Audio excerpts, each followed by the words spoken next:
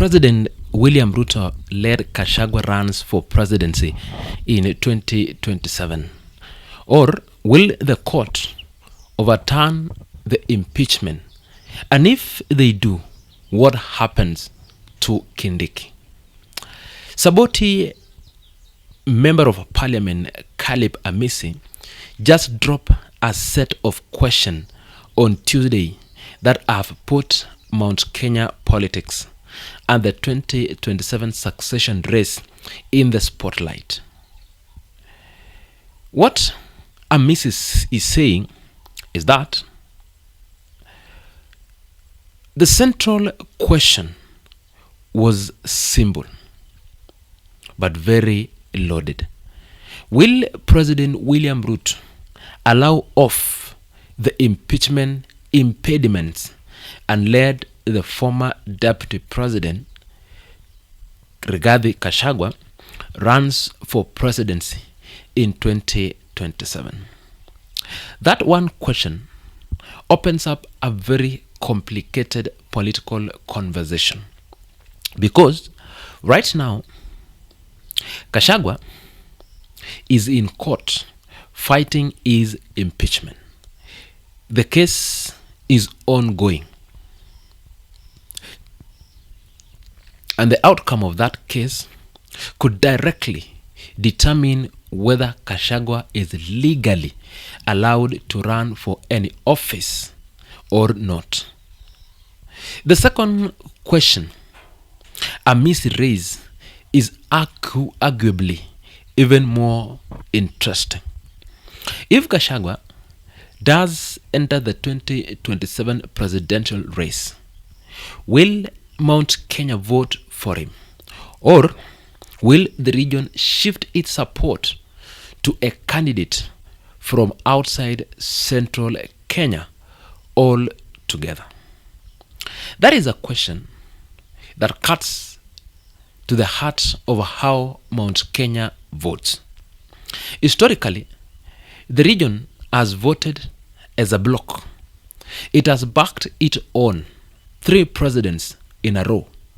But the political environment has changed significantly. When Ruto came to power, party on the back of strong was Mount Kenya support.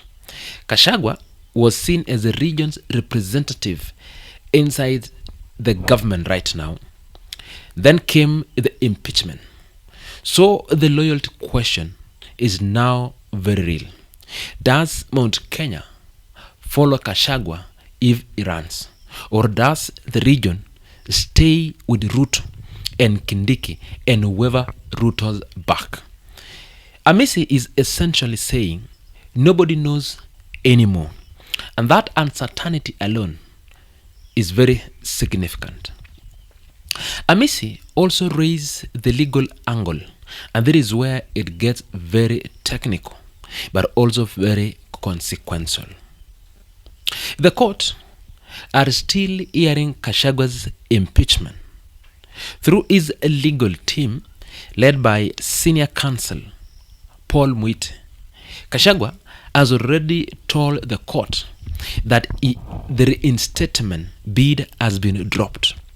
What the former deputy president wants now is financial compensation, payment for the remainder of what would have been his fully term and fully rightfully by the law. But the legality of the impeachment itself is still being challenged. Gachagua's team told the 3-judge bench presided over by Judge Eric Ogola, Lady Justin Fred Mugambi, and Justice Anthony Mrema that the public participation done by the National Assembly at the Bomas of Kenya was not adequate, not meaningful, and a violation of the Constitution. They also pointed out that the exercise at Bomas of Kenya was organized and led by ODM, the opposition party, raising serious questions about the process that was used to remove a sitting deputy president. Now here is the most explosive question Amisi raised. What if the court overturn the impeachment entirely? What does that mean for current Deputy President Kithure Kindiki? Could Gachagua come back as a running mate for President William Ruto in 2027? Amisi put it directly. If the impeachment is overturned and Gachagua replaces Kindiki as a running mate in 2027, will Mount Kenya continue singing one term for Ruto, or will they shift to two term? That question reveals just how fluid Mount Kenya political position actually is right now. The region has not fully committed to any single direction heading into 2027. And every development in Gachagua's case shifts the calculation slightly.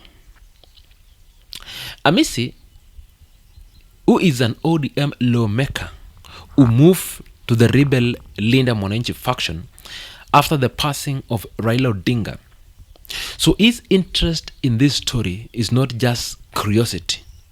The opposition is watching the Gachagua situation very closely, because if directly affects how 2027 shapes up, a Gachagua presidential run would split the votes in ways that could benefit the opposition. A Gachagua-Ruto reconciliation would consolidate the government side, and a court ruling against the impeachment would throw the entire political establishment into uncharted territory. Amisi captured the mood of this moment perfectly when he says, since Raila left, nothing in Kenyan politics surprises him anymore. And honestly, looking at everything that has happened in the last few months, it is very hard to disagree with that. Gachagua's court case continues. The next major hearing is scheduled for May 7th, when the government presents its defense. The impeachment still being contested.